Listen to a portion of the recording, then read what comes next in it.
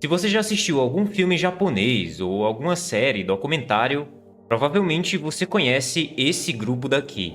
Homens com tatuagens cobrindo o corpo inteiro, hierarquias muito rígidas, grupos secretos com reuniões escondidas do público, e durante muito tempo essa imagem estava bem próxima da realidade. Mas parece que isso mudou bastante nos últimos anos. Se a Yakuza é tudo isso mesmo, organizada, poderosa, temida, por que que nos últimos anos ela só tem encolhido cada vez mais? Uma organização que já chegou a ter mais de 180 mil membros, hoje em dia mal consegue passar dos 20 mil. Por que que os jovens japoneses não querem mais fazer parte disso?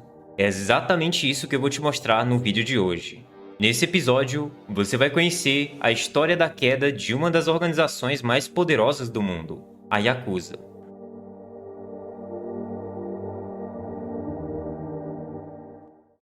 Antes de falar sobre a queda deles, a gente precisa entender quem são eles. Porque essa Yakuza que existe no imaginário popular, o vilão de filme com tatuagem, katana, não é muito bem a história completa. A origem dos grupos que se tornaram a Yakuza começa logo após o final da Segunda Guerra Mundial. O Japão ali era um país destruído, com uma economia que estava em pedaços, e com milhões de pessoas deslocadas e sem uma perspectiva de futuro. Nesse ambiente, alguns grupos começaram a se organizar nas margens da sociedade, controlando mercados negros, resolvendo disputas que o governo não conseguia resolver e oferecendo algum tipo de estrutura onde não havia nenhuma. E eles não eram heróis, tá? Obviamente. Eles eram oportunistas que souberam ocupar esse espaço. Mas é importante entender que eles nasceram num contexto muito específico, e não simplesmente como criminosos que decidiram ser criminosos. Com o tempo, à medida que o Japão se reconstruía e crescia, a Yakuza foi crescendo junto também. Nos anos 60 até 80, enquanto a economia japonesa estava explodindo em um dos crescimentos mais impressionantes da história, esse grupo encontrou formas de se infiltrar nesse crescimento. Na construção civil, no entretenimento, imóveis, finanças. Em vários setores havia pontos de contato entre o mundo formal e o mundo da Yakuza. E tem uma característica que diferenciava eles de vários outros grupos: as regras que eles tinham. A Yakuza operava, e podemos dizer que ainda opera, até certo ponto, com uma hierarquia muito rígida, baseada em lealdade e respeito. Existia um código de conduta, não escrito, mas que era amplamente seguido. Não se envolvia civis inocentes sem necessidade, não se trazia atenção desnecessária, e existia toda uma cadeia de comando que funcionava e que punia quem saía da linha. Em alguns momentos, isso gerou situações muito controversas. Após o terremoto de Kobe em 95, organizações da Yakuza foram algumas das primeiras a organizar distribuição de alimentos e suprimentos para vítimas, antes mesmo do governo e das ONGs. Isso não foi só por bondade pura, mas porque eles tinham uma estrutura logística, dinheiro e interesse em manter uma boa relação com as comunidades ali onde eles operavam. Isso não tornava eles boas pessoas, mas tornava a relação da sociedade japonesa com eles muito melhor. No auge do grupo, ali por volta dos anos 80 e começo dos anos 90, estima-se que havia mais de 180 mil membros registrados nessas organizações. E o governo japonês, por razões que podem misturar aqui cumplicidade e pragmatismo, acabava tolerando a existência aberta dessas organizações de uma forma que seria bem impensável para a maioria dos outros países. Mas foi nesse momento que tudo começou a mudar. Em 1992, o governo japonês aprovou o que ficou conhecido como Lei Anti-Gangues. Era um conjunto de regulamentações que pela primeira vez considerou que você participar de organizações assim não era apenas crime, mas era uma condição que afetava todos os aspectos da vida de uma pessoa. Isso daqui na prática foi muito mais do que uma lei criminal. Membros que eram identificados como pertencentes à Yakuza passaram a ser proibidos de abrir contas bancárias em instituições normais, de assinar contratos de aluguel, de fazer seguros, de contratar serviços básicos no próprio nome. Empresas que mantivessem qualquer relação com membros identificados passaram a levar a culpa por isso, o que rapidamente tornou qualquer associação um risco financeiro e até mesmo um risco para a reputação do nome da empresa. E de repente, fazer qualquer transação, firmar qualquer acordo, operar em qualquer estrutura se torna extremamente complicada. O custo para a Yakuza operar subiu drasticamente. E essas leis foram ficando cada vez mais rígidas com o tempo. O que começou em 92 foi sendo expandido e reforçado nas décadas seguintes. E o efeito foi muito real e dá para perceber hoje em dia. O número de membros registrados começou a cair. Organizações menores foram sendo absorvidas ou dissolvidas. As maiores até sobreviveram, mas encolheram drasticamente.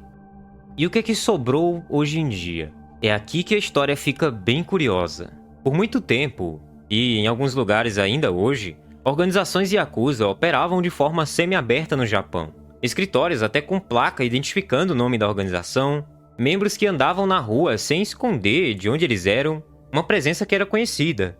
Mas isso está desaparecendo, mesmo o processo sendo bem lento aqui e demorando bastante. Em algumas cidades e bairros ainda existem vestígios dessa presença, mas a pressão da lei transformou a vida de um membro em uma coisa bem mais complicada do que era antes. A vida dentro da organização também mudou. Com menos dinheiro circulando, manter membros leais ficou muito mais difícil. E ainda assim, sair da Yakuza não é uma coisa muito simples. Mesmo que a pessoa saia, ela continua marcada pelo histórico. Ela continua com a dificuldade de acessar serviços normais. E continua sendo vista com desconfiança por muitos empregadores. Então é uma armadilha que funciona nos dois sentidos. Mas existe outro problema que a Yakuza não conseguiu calcular. Eles estão envelhecendo. A média da idade dos membros ativos subiu muito nas últimas décadas. Os líderes das principais organizações que sobraram são em maioria homens idosos. E o fluxo de jovens entrando no sistema não é mais suficiente para compensar os que saem. Isso não é só coincidência. É o reflexo da mudança de fato na forma como os jovens enxergam esse mundo. O Japão de hoje em dia, mesmo com todos os problemas que a gente discute aqui no canal, ele oferece coisas muito melhores fora desse mundo. Além disso, os jovens de hoje em dia têm uma noção muito maior das consequências legais que isso traz. Um jovem de 20 anos no Japão hoje, que está em dificuldade, tem muito mais opções do que um jovem de 20 anos nos anos 70 ou 80 tinha. Ele pode fazer entrega por aplicativo, pode tentar sorte em plataformas digitais, pode tentar imigrar, pode ir para outros lugares. Entrar para Yakuza não vale mais a pena. A conta não fecha mais para a maioria das pessoas hoje em dia. E com a queda da Yakuza, não se podia esperar nada menos do que outros grupos assumindo esse lugar. Existem muitas outras gangues ativas hoje em dia e tentam assumir esse vácuo que a Yakuza está deixando. Geralmente são grupos menores, mais jovens e sem a mesma hierarquia ou organização que a Yakuza seguia. Então na prática eles dão bem mais trabalho para as autoridades do que a própria Yakuza. Eu já estou preparando um vídeo completo aqui sobre essas novas gangues do Japão, como elas funcionam, as características deles e o problema gigantesco que eles têm dado para a polícia. E se existe uma coisa menos pior na Yakuza em relação a esses novos grupos, é que eles pelo menos tinham características a serem conhecidas. Eles tinham rostos, eles tinham endereços e hierarquias identificáveis. E o que está surgindo no lugar que eles deixaram não tem nada disso. É tudo mais imprevisível e até mais perigoso. A Yakuza que existia na mente das pessoas e no imaginário popular, essa versão está simplesmente sumindo. E sumindo lentamente pelas próprias consequências dos seus atos. O que resta hoje em dia é só uma sombra do que ela já foi. Organizações menores, mais velhas, com menos dinheiro, menos influência e até mesmo menos capacidade de trazer pessoas para perto. Eu sinceramente acredito que esse não é o capítulo final desse grupo. Eles estão na verdade em transição para algo que ainda não tem um nome muito claro. E essa coisa nova pode mudar a vida dos japoneses nas próximas décadas.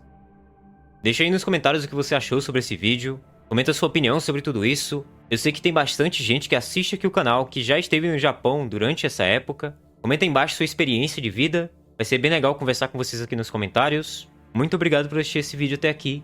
E a gente se vê nesse outro vídeo que está aparecendo aqui na sua tela. Até mais.